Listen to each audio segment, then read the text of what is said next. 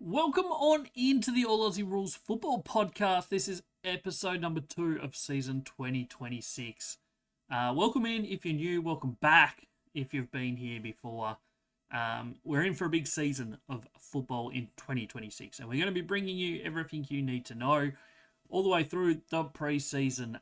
As I said, this is episode number 2 of the season. The plan is, if you haven't read the title or you're not watching, you're just listening, it is an AFL list analysis. So we're just going to look at average age and experience of all the clubs. Full list and best 23s as adjudged by me. So that's the plan for today's episode. Before we get into that, depending what platform you are on, don't forget to follow or subscribe. Don't forget to like and leave a comment, all that sort of stuff. All the interactions do help. Share with your friends, all of that sort of stuff. So let's jump into it. We've got another big episode here. Probably won't be as long as most of the episodes we do on the channel. But as we ramp up through the next few weeks, that will certainly get back to normal. So if we jump into this is basically our preseason list of episodes for the podcast. As I said, this is the second episode. So last week, the plan and the whole plan for the year and best players. So basically, best players episode happened. So go back, check that one out if you haven't already. This week, as is highlighted, AFL clubs list analysis. Next week, we'll be looking at every team's best 23s with emergencies, tier list and expectations coming up the week after that. Then we've got predicting every match of the season predictions in episode 6. Then it's football. The State of Origin game is on the 14th of February. Match sims start, I think, the 16th of February, so they will be going through that week. So episode 7 is when we're jumping into 2 episodes a week, and that will be our match sims review episode and our season preview episode. So that'll be all our final predictions for the season. Brownlow, Coleman, Premiership, all that sort of stuff will be in that season preview.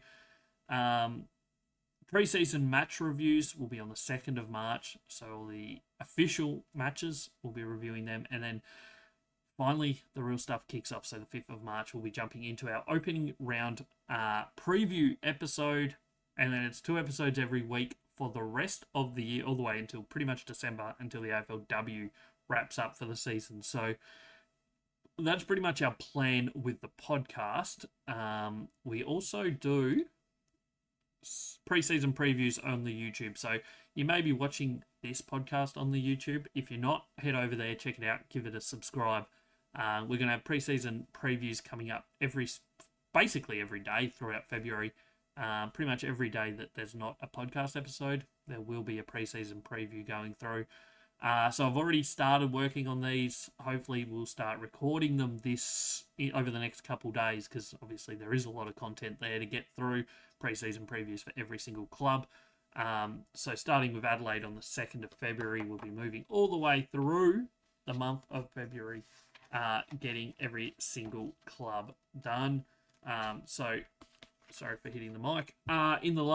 In these episodes, we'll be looking at last year, how they went, the kind of trajectory of the team over the last 5 years. We'll be looking at the depth chart for each position for each club, the best 23s, and then a little bit of a fixture analysis, looking at what they've got to come in 2026, and an overall thought of where we believe they will finish. So go check that out. Also, check out all the social medias. There's plenty of content throughout the preseason, and there will be plenty more once the season starts. But over on the TikTok, we've got every single day, we're doing little 60-second videos on counting down the best 50 players on our AFL players list this season, counting down towards the start of the season. Instagram, we're about to start season review previews, pretty much aligned with the YouTube. We'll be doing one of them each day throughout February. So go check them out as well. Plenty of content coming up all the way through the next month or so as we head towards AFL season. I think it's like 38 days or so until the official season kicks off. So it's getting close. Plenty of content coming your way. So make sure, if you haven't already, go hit subscribe on them all, like them all, leave comments, all that sort of stuff. It all helps. Let's jump into the crux of this episode. We got not a heap of content to get through, but enough, I think, that will be interesting. So we're going to start off with 2026 average age. As you can see on the screen, if you're watching this, this is the age of all players at the 1st of the 1st, 2026. So 25 days ago. As you can see, we've got the average age, but we've also put in there what the average age of their list was at the 1st of the 1st, 2025. So this doesn't include any mid-season pickups or anything like that. It probably also doesn't have the SSP players from last year, so it's pretty much this exact same time last year. This is what that average age is. Where they were. So you can kind of see where each club has gone from last year to this year, whether they got younger, older, stayed about the same. We'll work our way through from top to bottom. Collingwood, as is going to be kind of the story of this episode, as most people would know, because there's been plenty of talk about it, but they are the oldest team. There's no surprise there. When you look at their whole list, they're not that much older than, say, Brisbane and Melbourne, and even Geelong. Once we get to the best 23s, that kind of does show up a bit more, I think, but we'll get to that shortly. So they're the oldest team, 25.8. Got slightly younger overall on their list than last year. They did pick up, obviously, quite a few draft picks this season, but also players moving on. No Tom Mitchell on the list, no Mason Cox, no Will Hoskin-Elliott, who's retired, no Brody Mychek. So there's 4 really older senior players, and chuck in Oleg Markov is also not on the list. So 5 players that are well above the average age of their team, all out on going into this season, and all replaced pretty much by 18, 19-year-olds, basically. So the average age does come down a little bit. Obviously, everybody else is a year older, so natural progression is it gets older, but obviously all those players going out. Brisbane, slightly older than last year, but not much. 25.4 up to 25.6. So the second oldest team going into this season, which is, I think, exact same spot they were last year. Second, just ahead of a few of the teams that are still below them. So nothing to report there. They obviously keep getting good young players each year in the draft that are pretty much ready to play, and that keeps their average age down, as does their best 23 average age. Stays pretty well down at the moment. Melbourne, they've got a little bit older, which is on the crust of it a little bit weird when you think of the fact that Petrarca, Oliver both gone. But they did bring in senior players as well, so like Mychek, Jack Steele, have joined Melbourne. So their average age has gone up even more than it was last year. They're the 3rd oldest team in terms of list. Geelong, slightly older again than last year. They didn't do a heap in the off-season in terms of draft and stuff. They got 2, I think, young players. But overall has got slightly older. Worth noting that if you look at the 4 oldest teams in the competition heading into 2026, they are the last 4 teams to win a premiership. So Brisbane have won the last 2. They're the second oldest. 2023 was Collingwood. 2022 was Geelong, who were the 4th oldest. And 2021 was Melbourne. So pretty much all 4 of those teams that have won a premiership over the last 5 years, all still trying to continue that, I guess. Melbourne probably the one that's a little bit of a surprise there. They're kind of in the position that maybe you'd think that they'll do a full reset, kind of like Richmond did a couple years ago. Maybe at the end of this season they will have to. We'll wait and see. But yeah, you go back to the 5th last team to win a premiership, and that was Richmond in 2020, and their average age is right down near the bottom. So they have done the full reset, which you'd imagine Melbourne are probably going to do at the end of this year. Maybe the same for Collingwood. I don't think Brisbane will have to, because they just keep getting really good young players in year after year. They are going to have some people go out, but I think they've just got replacements across their list already. And then in terms of Geelong, they always just kind of manage to stay up there, no matter how old their age profile is. So I wouldn't be too concerned with that. I think if you looked at their average age now compared to their premiership year, they're probably slightly younger than they were for that premiership year. It wouldn't be much different though. It would probably be about that 25 to 25 and a half mark, I would say. So fifth oldest team on at the moment is Carlton, 25.1. Basically the exact same age they were last year, which is about what you'd expect. That's kind of the natural trajectory of a team. Sydney, they dropped right down last year, 25. They stay about the same again, 25.1. The Bulldogs have had a bit of a drop in age from 2025 to 2026. They've gone from 25.3 this time last year to 24.9. So that's heading in the right direction, I think, for a tilt. They're still at that close to the top of the list, but they're not in a dangerous spot by any means. And obviously, we all know the amount of talent they have on that list. They have their issues, there's no doubt about it. That's why they missed finals last year. But if you listen to Kane Corns, he believes they're the premiership favourites. And like they probably should be, in all honesty. I don't know if it's the coaching or what, but something's just stopping that from happening at the moment. But we'll see what happens. Adelaide, they were the big skyrocketers in the competition last year. They went, obviously, from like 14th or 15th or whatever they finished in 2024, all the way up to minor premiers last year. They're sitting mid-table in age, about the same spot as they were last year. It's a really, really good age of a list, I think. So they're looking good.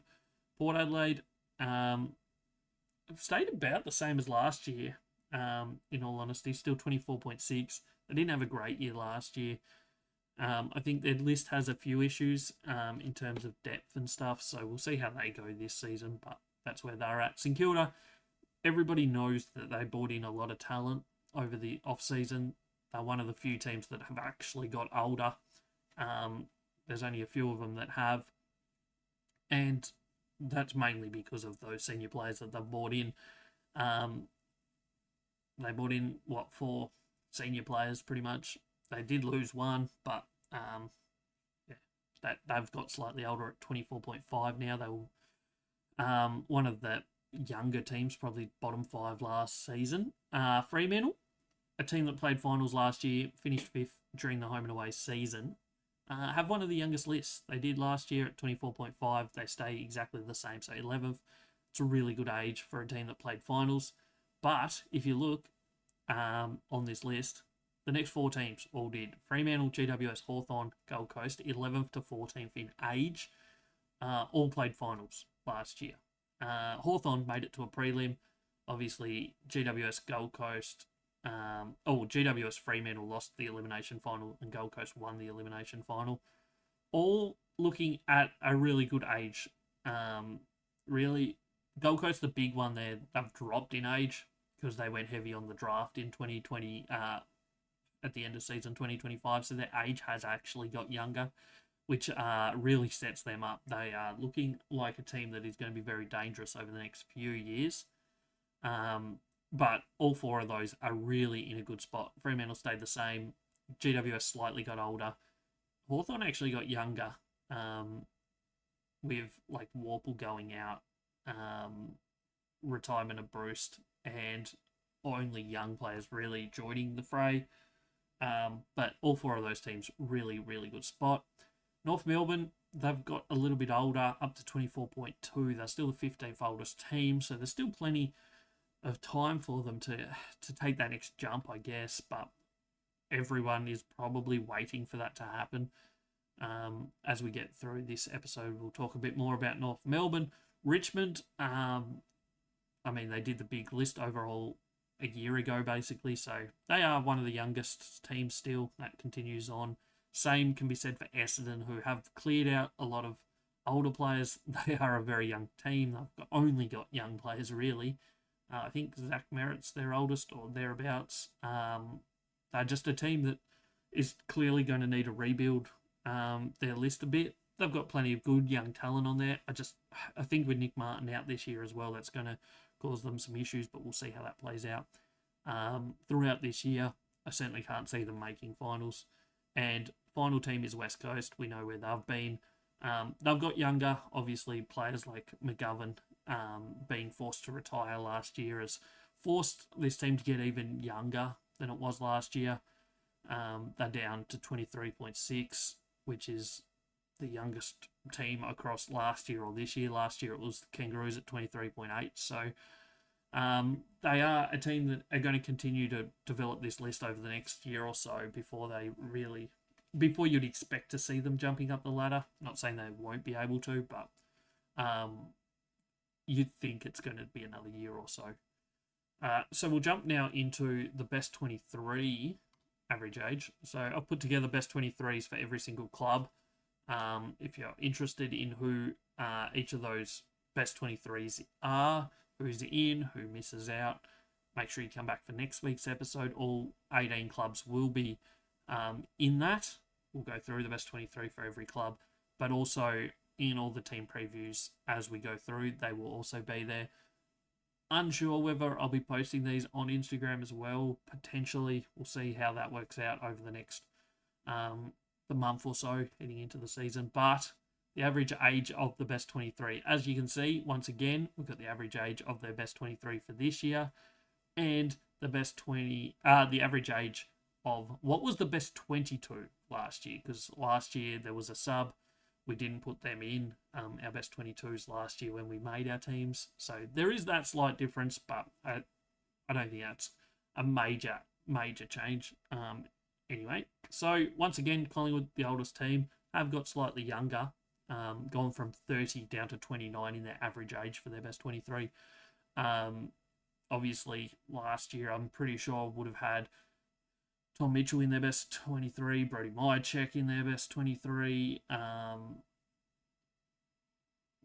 can't remember if Mason Cox was. Will Hoskin-Elliott probably was. I doubt Oleg Markov was.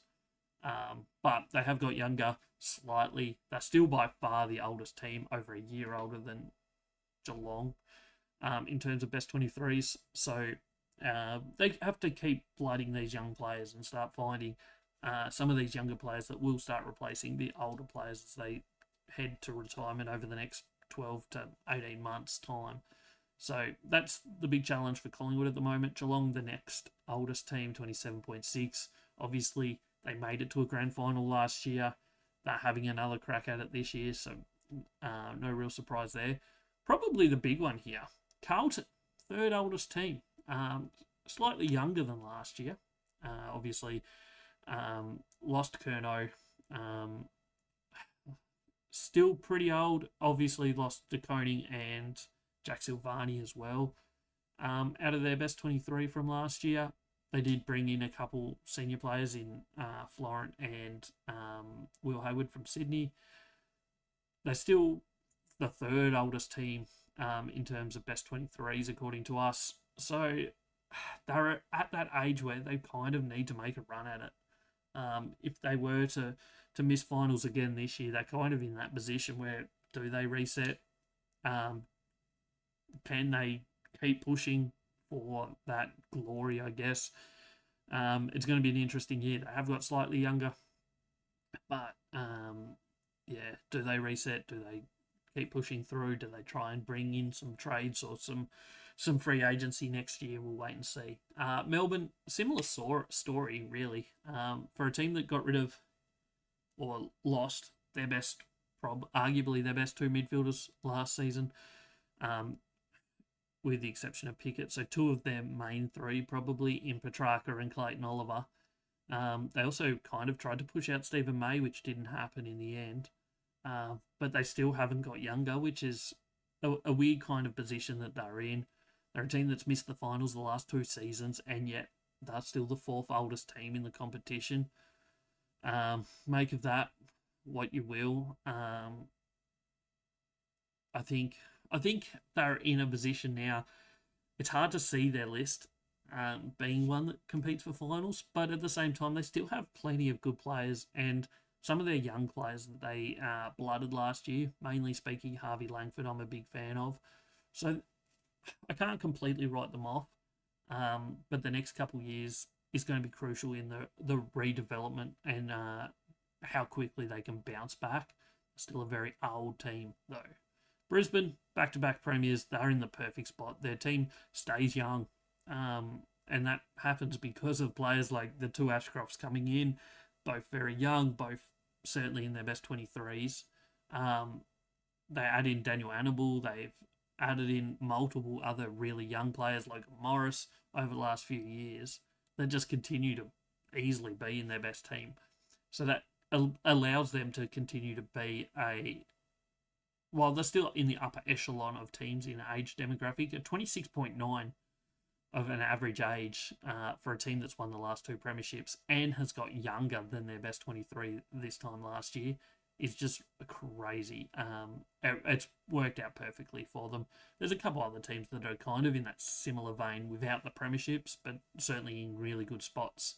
And their age demographic getting younger. You look at the Fremantle and the Gold Coast as those two. But Brisbane, they're in position A1 at the moment. There's no reason why they won't be competing for another premiership this year based on their list, where their list is going, and everything pre-season is looking great for them. So outside of some external factors that might be taking some heat away from the certain players, but I don't see that causing major issues throughout the season.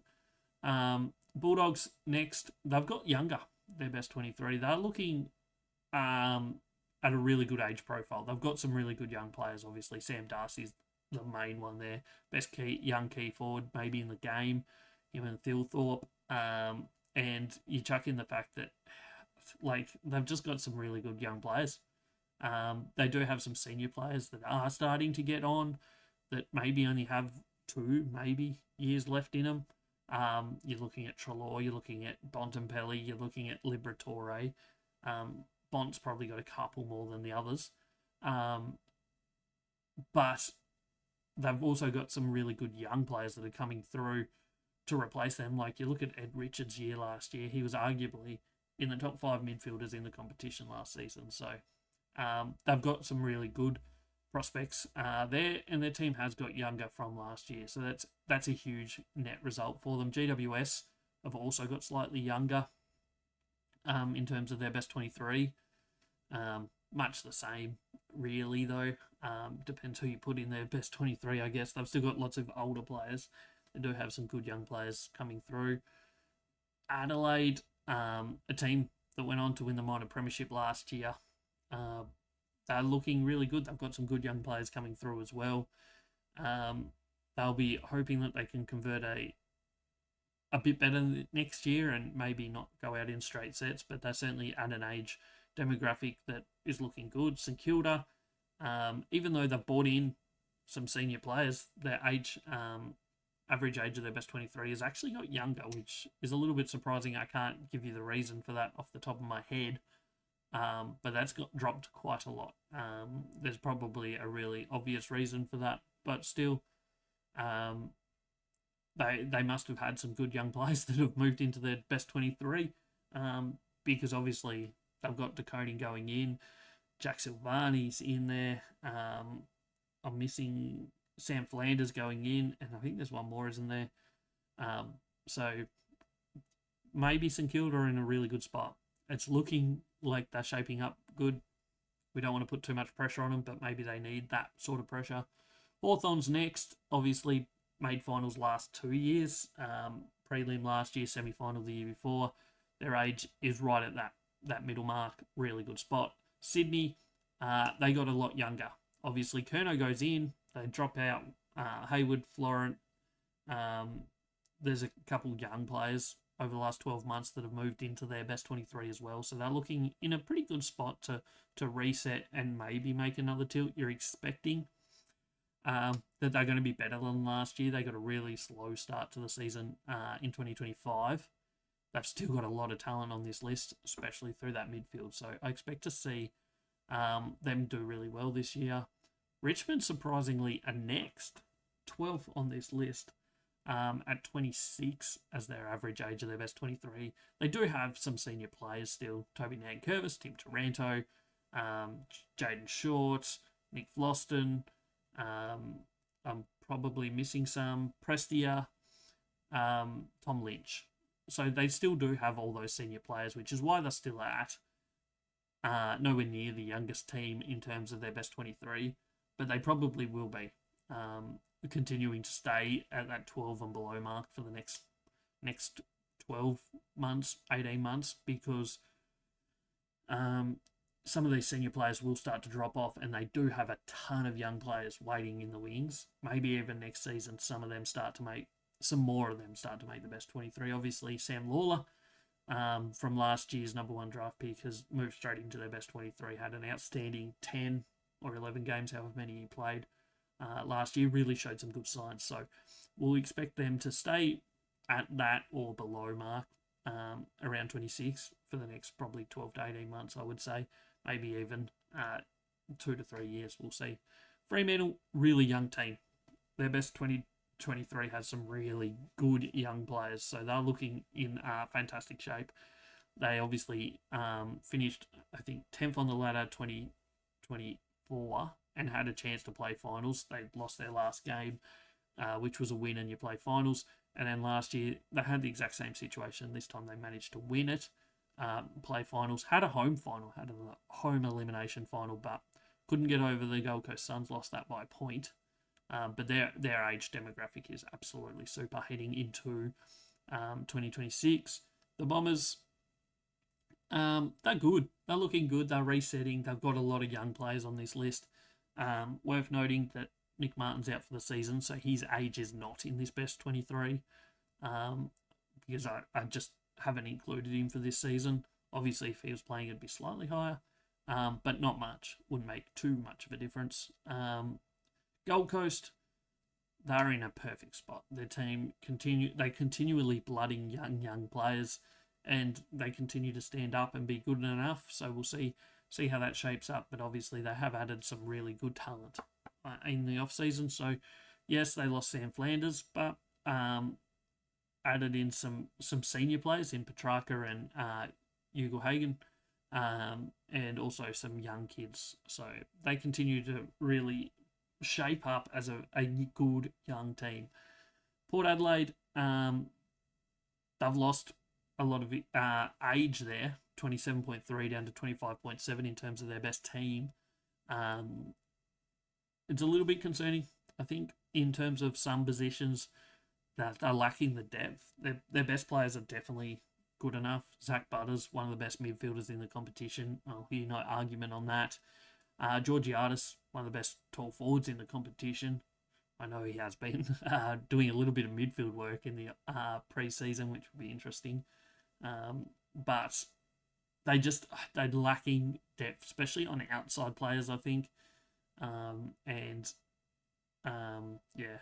just don't know where Port Adelaide are at the moment. We'll see what they bring early season. And obviously what happens with Zach Butters at the end of this season is going to be crucial for them.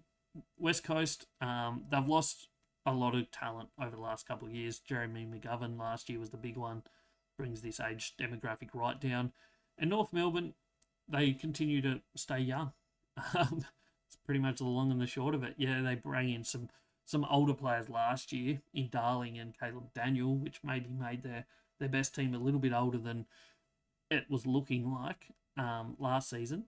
But they continue to bring in some good young players, and excuses are going to start running out soon enough. I think they need to start getting some more wins on the board and getting more reward for their members.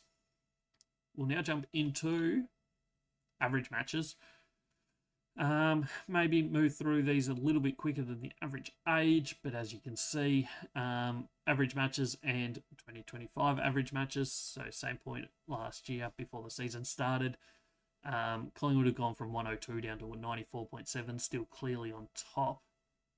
Last year, though, there was no one within 17 matches in that average. This year, Brisbane, Geelong, Sydney, Melbourne, and Carlton are all within that range. So It's confined quite a bit compared to where it was this time last year in that top echelon, mainly because Collingwood have come back 8 or 7.5 games. But Collingwood up top, Brisbane added a bit more experience. Their young players continue to get games and move that up. So that continues. You'd expect, on the most part, unless your team has some senior retirements, that this number will continue to slowly rise. So Collingwood obviously had a lot of players go out. Brisbane, while some players did go out, they also added some players in, so they continue to go up. Same for Geelong, continue to go up. Sydney slightly up, even though we saw that their age kind of dropped a little bit. Melbourne up to 80 from 76.4 last year. Carlton's almost up to 80 games as well, average across their list. St Kilda, they went up. Adelaide go up. Bulldogs dropped down 5 games. Interestingly enough there, North Melbourne, they go up quite a lot. They're starting to get towards that experience level that you'd expect a few more wins. Hawthorn stay very, very low, actually dropping from last year a little bit, which is surprising for a team that was down so long but has gone up twice the last 2 years. Obviously, Luke Bruce going out is probably the main reason for that. Fremantle, once again, probably Nat Fyfe is the main reason there for the drop. Port Adelaide lost a lot of experience there, clearly, going from 71 down to 64.9, the other 14th most experienced team. Gold Coast, similar story, even though they brought in some good senior players. Petrarca, Ugle-Hagan both played a lot of games, but they did lose a lot of experience over the off-season. Swallow, obviously out. Flanders, changing club. There's probably some more that I can't think of off the top of my head. The Bombers drop right down. They're down to 59.6. Richmond slightly up, and West Coast drop right down. Obviously, McGovern, once again, is one of the main reasons for that. So that's a look at the average matches. Now we'll jump into the best 23 and the average matches per team. And Collingwood, even though their average matches across their list has actually dropped, their average matches across their best 23 has gone up slightly. And when you look at it, basically this is going to tell you if the best 23 has changed much. If it's gone up a bit, then the best 23 has either stayed the same or added in senior players. If it's gone down, then your best 23 has changed a fair bit from last year by bringing in young players through last year that maybe weren't in the best 23 this time last year, but have moved up the list. So Collingwood hasn't changed too much, gone up slightly 2 games. They're way ahead of everybody else in terms of average matches here. They haven't blooded too many young players, and I think that is showing. Obviously, Ned Long was the main one last year. Ed Allen played a little bit, but they'll be wanting to blood a few more young players in 2026, I would imagine. Brisbane, they stay about the same point. Geelong stay pretty much identical as they were last year. Carlton have gone up in average matches, which is crazy for a team that hasn't played finals last year. Melbourne, they also went up, even though they haven't played finals last 2 years. GWS slightly up. Hawthorn, the big improvers there. Big increase there from 92 up to 119. And that's because their team has stayed pretty consistently the same, I think. Maybe there is a potential. I don't know for sure because I can't remember. I could have checked. But maybe I didn't have like Gunston in their best 23 last year. I probably had Gunston and Brewster's emergency players, and that kind of backfired. I don't know if Gunston was in there or not, but Bruce definitely wasn't. Bulldogs, they've dropped a little bit down to 118, still top 8 in that terms of experience per player. Sydney, they drop a big chunk there. Adelaide, obviously a finals team, so they go up kind of in a similar trajectory as Hawthorn, as you would expect. St Kilda stay about the same, slightly down, even with all those good players that they've brought in, senior kind of types. Gold Coast gone up once again, similar story to Adelaide and Hawthorn, up 10 games per player. North Melbourne stay about the same, which kind of tells you that they're still resetting their lineup a little bit. We'll see how that shapes up this season. Essendon stay about the same. Port Adelaide drop a lot here. So I think that's going to be a sign of where they're at. Probably not competing for finals, but they still do have some good players on that list. Richmond next, they stay about the same. Fremantle, that's crazy that last year they were under 100. This year they're still looking at under 100. Obviously, Fife going out keeps that low, but that's crazy to be a team that finished fifth in the home and away season last year. To have average games of your best 23 under 100 is a really good sign for the next 5 years for Fremantle. They could be a team that if they play things right, they continue to work on upgrading their list each year as much as they can, but keeping this young core together. They're looking in really good shape. West Coast, obviously, lost a couple more senior players last year.